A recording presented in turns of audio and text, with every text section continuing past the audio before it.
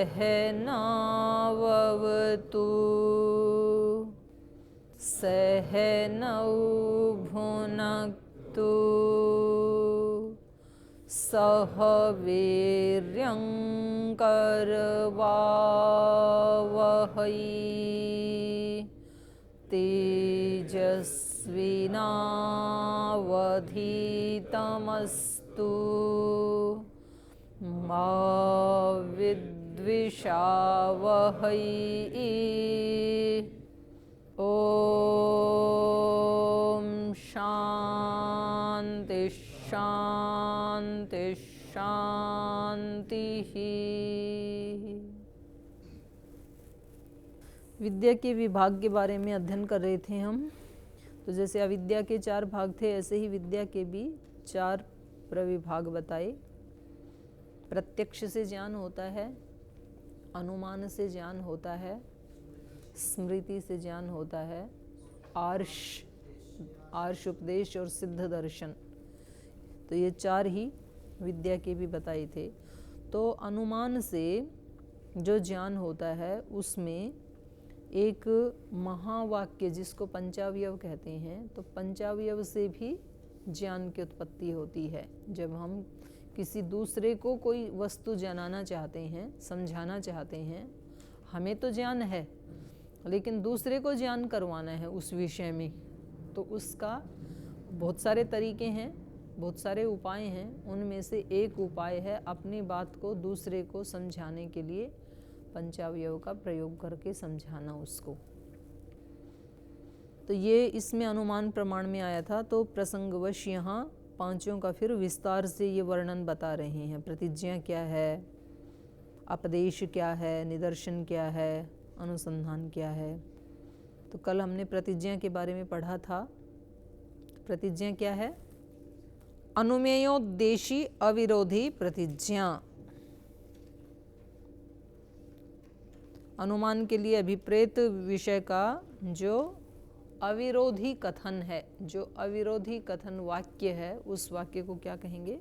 प्रतिज्ञा कहेंगे। उपदेश, अब उपदेश बता रहे हैं। उपदेश मतलब हेतु। पूर्वोक्त परार्थानुमान के उत्पादक महावाक्य के 5 अवयवों में से द्वितीय उपदेश हेतु का स्वरूप बताते हैं। तो कह रहे हैं हेतु क्या है? लिंग वचनम उपदेशः। लिंग वचन कल हम बता रहे थे ना, जैसे अग्नि का ज्ञान हो रहा है तो उसका लिंग क्या है? धूम। तो हम कहेंगे हमारी प्रतिज्ञा है पर्वतो वह्निमान, अग्निमय है पर्वत। और हेतु क्या देंगे? धूमत्वात्। तो ये लिंग का वचन माने, लिंग का वचन माने उस लिंग मतलब हेतु, हेतु का बोधक जो वचन है उसको क्या कहेंगे? उपदेश। तो इसलिए कहा लिंग वचनम उपदेश। लिंग वचन को कहने वाला, हेतु को कहने वाला, हेतु का बोध कराने वाला जो वाक्य है उसको कहेंगे उपदेश। वो उपदेश है। यद अनुमेयेन सहचरितं तत् समान जातीय सर्वत्र सामान्येन प्रसिद्धं तद विपरीते च सर्वस्मिन् असद एव तल्लिंगम उक्तम। लिंग का बोधक वाक्य तो उपदेश है। लिंग क्या है? तो इसको दोबारा रिपीट करवा रहे हैं। कल भी बताया था, आज भी बता रहे हैं कि लिंग क्या है। यद अनुमेयेन सहचरितम, जो अनुमेय के साथ रहता है। अनुमेय है यहाँ पे अग्नि, और उसके साथ रहने वाला कौन है? धूम। यद अनुमेयेन सहचरितम तत्समान जातीय सर्वत्र सामान्येन प्रसिद्धम, और उस अग्नि के समान जातीय अर्थात जितनी जहाँ जहाँ भी अग्नियाँ जलेंगी धरती के ऊपर, उन सब अग्नियों में सामान्येन प्रसिद्धम, सामान्य रूप से धुआं का संबंध भी प्रसिद्ध है, ज्ञात है। तद विपरीते च सर्वस्मिन् असद एव, और उस अग्नि से, उस अनुमेय से विपरीत जो पदार्थ हैं उनमें सब में असद एव, असत सत्ता वाला है। जैसे जल आदि उसके विपरीत स्वभाव हैं, उसमें धूम क्या है? असत सत्ता वाला, कभी नहीं होगा उनमें। तो तद विपरीते च सर्वस्मिन् असद एव तल्लिंगम उक्तम, तो उसको लिंग कहते हैं। और तस्य वचनम उपदेश है, और उस लिंग का वचन, तस्य माने लिंगस्य, वो जो लिंग है, तस्य वचनम अपदेश, उस लिंग का वचन, उसका बोध कराने वाला वाक्य, उसको क्या कहेंगे? अपदेश। अपदेश माने हेतु। जैसे ये कह रहे हैं यथा क्रियावत्वात् गुणवत्वाच्च। पहले कल इन्होंने प्रतिज्ञा में एक वाक्य बोला था। इन्होंने क्या बोला था? वायु को क्या कहा था? द्रव्य कहा था। यथा द्रव्यम वायु, वायु एक द्रव्य है, तो उसका हेतु क्या देंगे? क्रियावत्वात् गुणवत्वाच्च। वायु द्रव्य क्यों है? क्योंकि वो क्रिया वाला है और जो गुण वाला है। तो क्रिया वाला और गुण वाला ये किसका लक्षण है? द्रव्य का, क्योंकि हमें वायु में द्रव्यत्व सिद्ध करना है। तो द्रव्य किसको कहते हैं? क्रियावान, सूत्र बोलो। क्रिया गुणवत समवायी कारणम, क्रिया वाला हो, गुण वाला हो, समवायी कारण वाला हो, वो द्रव्य कहलाता है। तो यहाँ वायु का द्रव्यत्व सिद्ध करना है हमें, तो हमें द्रव्यत्व का हेतु देना पड़ेगा। वायु द्रव्य है, क्यों? क्रियावत्वात् गुणवत्वाच्च, और ये दोनों द्रव्य के लक्षण हैं। क्योंकि वायु में भी क्रियावत्व है और गुणत्व है, इसलिए वायु भी द्रव्य है। तो ये हेतु हो गया। तथा च तद अनुमेये अस्ति तत् समान जातीये च सर्वस्मिन् गुणवत्वम असर्वस्मिन् क्रियावत्वम। तो कह रहे हैं यहाँ पर तद अनुमेये, तथा च तद अनुमेये अस्ति, ये जो हेतु है ये अनुमेय में, अनुमेय क्या है यहाँ पे? वायु का द्रव्यत्व। तथा च तद अनुमेय अस्ति, तो वायु में क्रियावत्व है, क्रिया होती है ना वायु में, तो वही बता रहे हैं। तद अनुमेय अस्ति तत् समान जातीय च सर्वस्मिन्, और उसके समान, ये पहले यहाँ गुणवत्व को ले रहे हैं। क्रिया में गुणवत्व है, स्पर्श गुण है ना इसमें वायु में, तो वायु में गुण है, तो वही कह रहे हैं वायु में तद अनुमेय माने वायु में वो गुणवत्व है, और तत् समान जातीय च सर्वस्मिन् गुणवत्वम, और इस वायु के समान ही जो अन्य वायुएं हैं, पृथ्वी के ऊपर जितने भी वायु हैं उन सब में भी स्पर्शत्व गुण है, तो उसमें भी गुणत्व है। असर्वस्मिन् क्रियावत्वम, और ये स्पर्शत्व सब में तो नहीं है, ये तत्समान तुल्य जातीय में तो है, वायु में तो स्पर्शत्व है, लेकिन उससे भिन्न जो पदार्थ हैं उनमें क्रियावत्व तो है, लेकिन ये स्पर्शत्व गुण नहीं है उनमें। लेकिन वायु में ये दोनों हैं, स्पर्शत्व गुण भी है माने गुणत्व भी है और क्रियावत्व भी है। तो कह रहे हैं उभयम अपि एतत् अद्रव्ये नास्ति इति एव, लेकिन ये दोनों ही गुणत्व और क्रियावत्व ये अद्रव्य में नहीं होते हैं। अद्रव्य का मतलब, द्रव्य भिन्न कौन कौन है? गुण कर्म सामान्य विशेष समवाय, वो बच गए। तो गुण में गुण नहीं होता है और गुण में क्रिया भी नहीं होती है, क्रिया में क्रिया नहीं होती है, क्रिया में गुण भी नहीं होता है। तो ये क्रियावत्व और गुणत्व कहाँ मिलेगा? द्रव्यत्व में मिलेगा केवल। इसलिए कहा उभयम अपि एतत् अद्रव्ये नास्ति एव, ये दोनों ही जो हेतु के लक्षण बताए थे ये दोनों ही अद्रव्य नास्ति एव, अद्रव्य में नहीं मिलेंगे, द्रव्य में ही मिलेंगे। क्रियावत्व और गुणत्व कहाँ मिलेगा?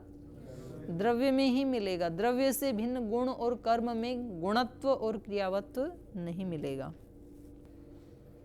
तो तस्मात् तस्य वचनम अपदेश इति सिद्धम, तो इसलिए इस क्रियावत्वात् गुणवत्वात् ये जो वचन कहा था, तस्य माने लिंगस्य, उस लिंग का जो वचन है, और वो लिंग का वचन क्या है? क्रियावत्वात् गुणवत्वाच्च, ये क्या है?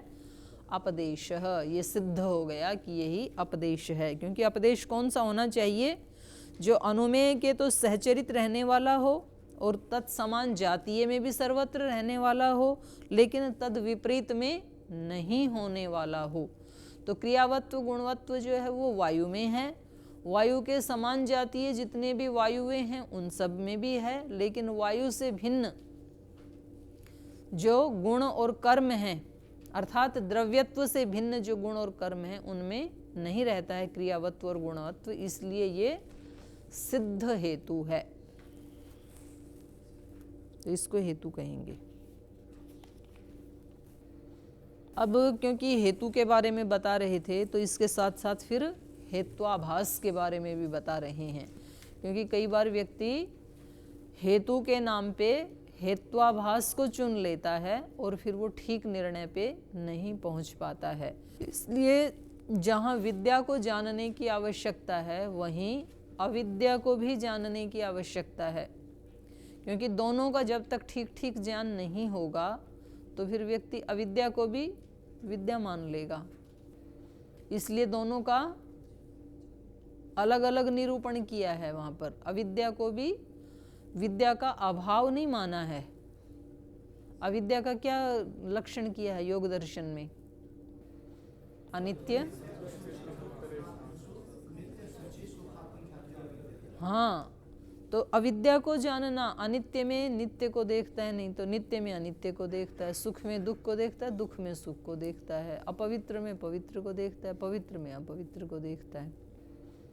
तो ये भी एक ज्ञान है, विपरीत ज्ञान है, तो उसको जानना जरूरी है।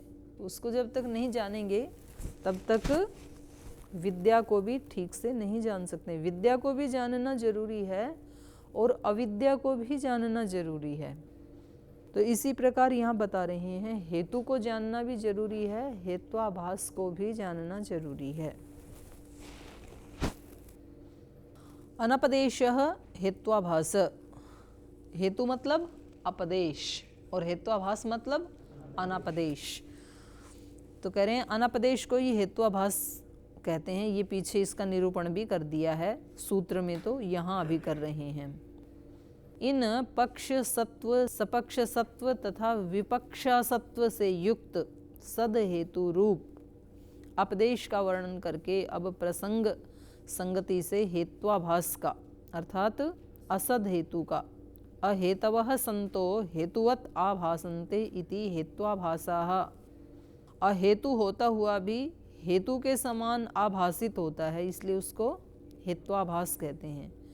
हेतु न होते हुए भी हेतु के समान प्रतीत होते हैं, उन्हें हेत्वाभास कहते हैं। उसका निरूपण करते हुए भाष्यकार कह रहे हैं एतेन सिद्ध विरुद्ध संदिग्ध अनध्यवसित वचनानाम अपदेशत्वम उक्तम भवति। ये जो पहले हमने हेतु के बारे में कहा, एतेन उस हेतु के प्रकरण से ही हेत्वाभास को भी हमने कह दिया है। और वो हेत्वाभास किस किस रूप में होते हैं? असिद्ध, असिद्ध हेत्वाभास, विरुद्ध हेत्वाभास और संदिग्ध हेत्वाभास, अनध्यवसित हेत्वाभास। इन वचनों से हेत्वाभास को कहा है। अनध्यवसित वचना नाम अनपदेशत्वम उक्तम, अनपदेशत्व को भी कह दिया है। अनपदेश माने हेत्वाभास, तो वो भी कह दिया गया है, ऐसे जान लेना चाहिए। तत्र असिद्धस् चतुर्विध, तो इसमें सबसे पहले वाले हेत्वाभास को ले रहे हैं। पहले वाला क्या है? असिद्ध हेत्वाभास। करें असिद्ध में भी फिर 4 अवान्तर भेद हैं। पहला है उभयासिद्ध, अन्यतरा असिद्ध, तद्भावासिद्ध, अनुमेयासिद्धश्च। तो ये 4 प्रकार के असिद्ध के भेद हैं। अब एक एक के बारे में बता रहे हैं। तत्र उभयासिद्ध, दोनों प्रकार से असिद्ध हेतु कौन सा होता है उसको बता रहे हैं। दोनों प्रकार से असिद्ध माने उभयोर वादी प्रतिवादिनो असिद्ध, पक्ष और विपक्ष दोनों की दृष्टि में ही जो असिद्ध है हेतु, उस हेतु को क्या कहेंगे? उभयासिद्ध। वादी प्रतिवादी दोनों की दृष्टि में ही जो सिद्ध नहीं है। जैसे उदाहरण दे रहे हैं अनित्यः शब्दः स अवयवत्वात् इति। प्रतिज्ञा की कि शब्द क्या है? अनित्य है। अनित्य शब्द है और हेतु क्या दिया? स अवयवत्वात्, अवयव वाला होने से। तो अवयव वाला होने से ना तो इसको वादी ठीक मानता है और न ही प्रतिवादी ठीक मानता है। ये ऐसा हेतु है जिसको दोनों ही असिद्ध मानते हैं, क्योंकि शब्द कभी भी अवयव वाला होता ही नहीं है। तो इस प्रकार के जो हेतु होते हैं उसको क्या कहेंगे? उभया सिद्ध। फिर दूसरा बताया अन्यतरा सिद्ध। अन्यतरा सिद्ध माने दो पक्ष है ना, उनमें से एक उसको सिद्ध मानता है, दूसरा सिद्ध नहीं मानता है, तो ऐसे हेतु को क्या कहेंगे? अन्यतरा सिद्ध। अन्यतरा सिद्ध उसको कहेंगे जो एक पक्ष जिसको मानता है, दूसरा जिसको नहीं मानता है। जैसे उदाहरण दे रहे हैं, अनित्य शब्द, शब्द अनित्य है, हेतु क्या दिया? कार्यत्वात् इति, अनित्य होने से, माने कार्य रूप होने से।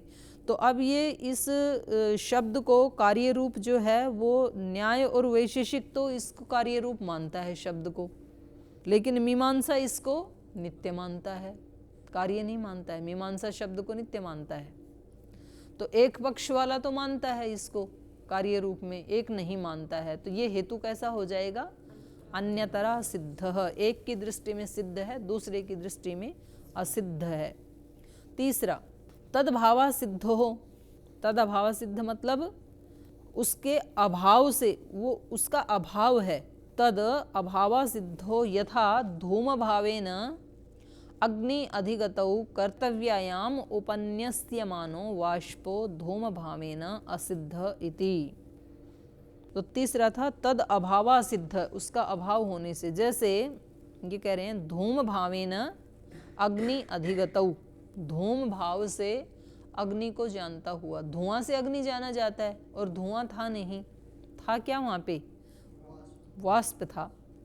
कर्तव्यायाम उपनस्यमानो वाष्पो धूम भावेन, कह रहे हैं धूम भाव से अग्नि की प्राप्ति में वाष्प धूम भावेन, वाष्प को धूम समझ करके उपन्यस्यमाना, उसको हेतु के रूप में प्रस्तुत करना, उसको हेतु के रूप में दिखाना कि देखो वहाँ पे आग है, वो धुआं दिखाई दे रहा है ना, और धुआं वहाँ था नहीं, वो था क्या? वाष्प। तो उससे अग्नि सिद्ध नहीं होगी फिर। तो इस प्रकार के हेतु को क्या कहेंगे? अभावा सिद्धो, जिसका अभाव है, अर्थात धूम का अभाव है वहाँ पर उस हेतु में, तो उसको कहेंगे अभावा सिद्ध। अनुमेय सिद्ध चौथा, तो असिद्ध का ही चौथा भेद है अनुमेय सिद्ध। अनुमेय सिद्ध मतलब पार्थिवम द्रव्यम तमः, माने जिस जो हमारा अनुमेय है। हम क्या कह रहे हैं यहाँ पर? द्रव्यम पार्थिवम, तमः पार्थिवम द्रव्यम, अंधकार क्या है? पार्थिव द्रव्य है। तो पहले तो ये ही सिद्ध नहीं हुआ कि तम द्रव्य है, अब वो पार्थिव है, आग्नेय है, जलीय, ये तो बाद में होगा ना, वो द्रव्य है ही नहीं अंधकार। तो तमः पार्थिवम द्रव्यम, अंधकार पार्थिव द्रव्य है। तो यहाँ अनुमेय क्या है? द्रव्य की, तम की पार्थित्व, वो पार्थिव द्रव्य है। तो कह रहे हैं पहले तो वो द्रव्य ही नहीं है, पार्थिव तो बाद में होगा वो। तो अनुमेय ही असिद्ध है यहाँ पर। अनुमेय था द्रव्यता अंधकार की, तो वही असिद्ध है। और फिर इसका हेतु क्या दे रहे हैं?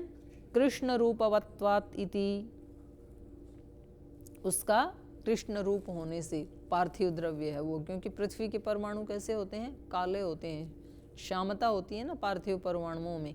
तो क्यों कहते हैं? क्योंकि अंधकार पार्थिव द्रव्य है। क्यों है पार्थिव द्रव्य? काला होने से, कृष्ण रूपवत्वात् इति।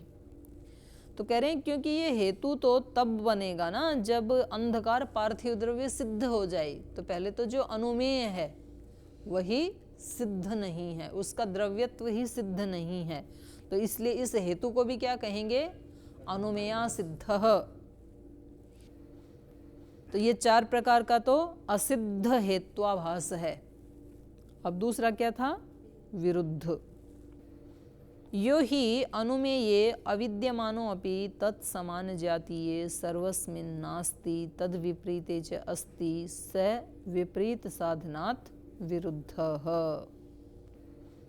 यो हि अनुमेये अविद्यमानो अपि, जो अनुमेय में अविद्यमान होता हुआ भी, तत्समान जातीये सर्वस्मिन् नास्ति, अनुमेय में भी अविद्यमान है और उसके समान जाति वाले जितने भी पदार्थ हैं उनमें भी जो अविद्यमान है, नहीं रहता है। तद विपरीते च अस्ति, और उसके विपरीत में रहता है। तो विपरीत साधनात्, तो विपरीत का साधन होने के कारण हेतु क्या होता है, साधन भी होता है ना। न्याय दर्शन में हेतु की परिभाषा क्या की है, उदाहरण साधर्म्यात् साध्य साधनम हेतु। और वैसे ही वैधर्म्य से भी, तो उदाहरण के साधर्म्य से या उसके वैधर्म्य से साध्य का जो साधन बनता है वो हेतु होता है। तो यहाँ तो ये किसका साधन बन रहा है, विपरीत का साधन बन रहा है, क्योंकि ना तो अनुमेय में है और न ही तत्समान जातीय वालों में है, ना पक्ष में है ना सपक्ष में है, बल्कि विपक्ष में है। तो ये विपक्ष का साधन बन रहा है। स विपरीत साधनात् विरुद्ध है। तो इस प्रकार के हेतु को क्या कहेंगे, विरुद्ध हेत्वाभास। जैसे यस्मात् विषाणी तस्मात् अश्वः, क्योंकि सींग वाला है इसलिए घोड़ा है। तो यहाँ अनुमेय क्या है, घोड़ा, अश्व, और उसमें हेतु क्या दिया जा रहा है, विषाणी। तो ये जो विषाणी जो गुण है, ना तो ये अश्व में है और न ही उसके समान जाति वाले जो प्राणी हैं अर्थात दूसरे घोड़े, उनमें भी नहीं है। ना घोड़े में है ना घोड़े के समान जाति वाले प्राणियों में है, बल्कि किस में है, गाय भैंस आदि में, उससे विपरीत जो जाति है उनमें है, वो उसके विपरीत में है। तो ये विपरीत का साधन बन गया ना, उनका तो साधन बनेगा ही नहीं। तो इसलिए ये हेतु कैसा है, विरुद्ध हेतु है। ये अनुमेय में रहता ही नहीं है। तो असिद्ध हेतु हो गया, विरुद्ध हो गया। अब संदिग्ध, संदिग्ध हेत्वाभास किसको कहते हैं, यस्तु सन अनुमेये तत्समान असमान जातीययोः साधारण सन्नेव स संदेहजनकत्वात् संदिग्धः। करें यस्तु जो हेतु अनुमेये सन, अनुमेय में रहता हुआ, अनुमेय में तो रहता है लेकिन तत्समान असमान जातीययोः, लेकिन उसके समान जाति में भी और असमान जातियों में भी, साधारण सन्निव, साधारण रूप से रहता है, स संदेह जनकत्वात्, तो वो संदेह का जनक होने से संदिग्ध हेत्वाभास है, उसको संदिग्ध हेत्वाभास कहेंगे। उदाहरण दे रहे हैं, यथा यस्मात् विषाणी तस्मात् गौहुरिति, क्योंकि सींग वाला है ये प्राणी इसलिए क्या है, गऊ है। तो सींग जो है वो गऊ में तो रहते हैं, अनुमेय में तो हैं, और उसके सपक्ष में भी रहते हैं, उसके जो तुल्य समान जातीय जो गऊ हैं उनमें भी सींग होते हैं। लेकिन जो उसके असमान जातीय हैं, महिषी आदि, बकरी आदि, उसमें भी सींग होते हैं। तो वो पक्ष में भी रहता है ये हेतु, सपक्ष में भी रहता है, विपक्ष में भी रहता है, तीनों में रहता है। ये तीनों में रहने के कारण यहाँ पर संशय उत्पन्न कर देता है कि भाई सींग होने से ये गाय ही है या बकरी है कि भैंस है, कोई भी हो सकती है, सींग तो सभी के हैं ना। तो संदेह उत्पन्न कर देता है, स्पष्ट निश्चय पर नहीं पहुंचाता है। इसलिए इस हेतु को क्या कहेंगे, इसको कहेंगे संदिग्ध हेतु, हेत्वाभास। असिद्ध, विरुद्ध, संदिग्ध। अब चौथा क्या है, अनध्यवसित। अनध्यवसित माने जिसमें निश्चय ना हो पाए, अनिश्चयात्मक। एकस्मिश्च द्वयोर्हेत्वो यथोक्त लक्षणयोः विरुद्धयोः सन्निपाते सति संशय दर्शनात् अयम् अन्य संदिग्ध इति केचित्। एकस्मिश्च द्वयो हेत्वोः, किसी एक ही धर्मी में दो हेतु हों, द्वयो हेत्वो यथोक्त लक्षणयो, और जो हेतु का लक्षण दिया है वो लक्षण भी उसमें घटित होते हों। हेतु का लक्षण क्या दिया है, वो अनुमेय में होना चाहिए, तत्समान जातीय में होना चाहिए, विपरीत जाति में नहीं होना चाहिए, और इस अवस्था में होता हुआ जो साध्य का साधन बने वो हेतु होता है। तो कह रहे हैं अब यहाँ एक ही धर्मी है, एक ही कोई पदार्थ है और उसमें हेतु दो हैं, और वो क्या हैं, यथोक्त लक्षणयोः विरुद्धयोः, जो इसका लक्षण बताया है उससे विरुद्ध लक्षण वाला है।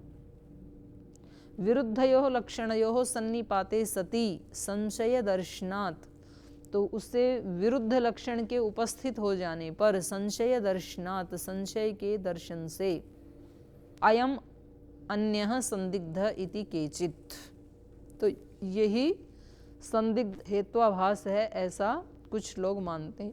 माने संदिग्ध का ही दूसरा उदाहरण दे रहे हैं ये। एक तो संदिग्ध का ऊपर वाला ही बन जाएगा कि ये जो है सींग वाला है और ये इसलिए गो है, तो कहेंगे कि सींग वाला तो गाय भी होता है, सींग वाला तो भैंस भी होता है, बकरी भी होता है, तो वो संदेहजनक है ना, तो वो संदिग्ध हो गया, संदेहजनकत्वात् संदिग्ध है, ये कर दिया था। अब इसका दूसरा संदिग्ध का दूसरा अर्थ भी कुछ लोग लेते हैं। वो क्या कहते हैं? वो कहते हैं एक ही पदार्थ में दो हेतु हैं और वो दोनों कैसे हैं? विरुद्ध लक्षण वाले हैं। जो लक्षण हेतु के बताए हैं उससे विरुद्ध लक्षण वाले हैं, परस्पर भी विरुद्ध लक्षण वाले हैं। तो उन दोनों विरुद्ध लक्षणों के उपस्थित होने पर संशय उत्पन्न हो जाता है कि ये पदार्थ ऐसा है कि ऐसा है।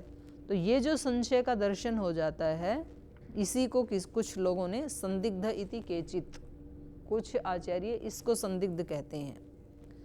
कैसे? उदाहरण दे रहे हैं, यथा मूर्तत्वात् अमूर्तत्वं प्रति मनसः क्रियावत्वात् स्पर्शवत्वयो इति।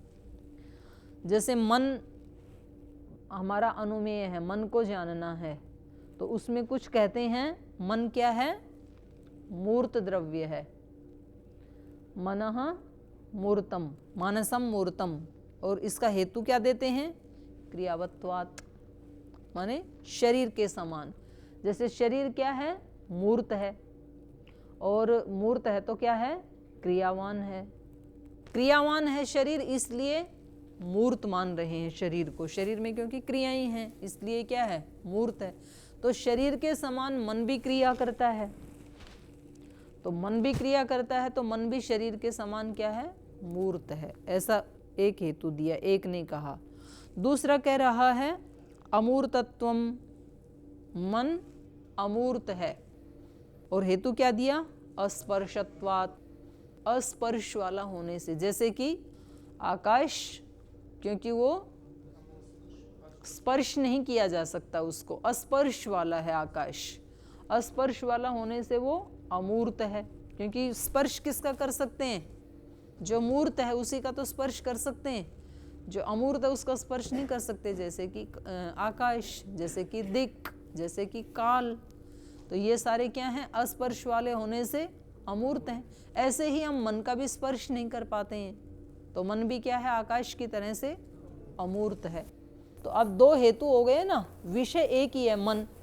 तो अब मन के विषय में संदेह उत्पन्न हो जाता है कि ये क्रियावान होते हुए शरीर आदि क्रियावान के समान मूर्त द्रव्य है, या अस्पर्श वाला होने से ये आकाश आदि अस्पर्श वाले द्रव्यों के समान अमूर्त है।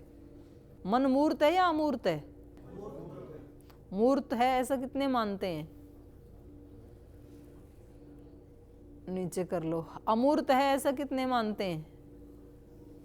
ये मेरे भगवान, बचाइयो इनसे। पूरा तो वैशेषिक पढ़ा दिया मैंने, तो भी अमूर्त मान रहे हैं। चलो फिर सूत्र निकालो।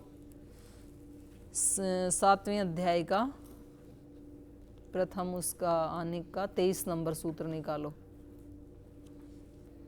तद अभावाद अणुमनः,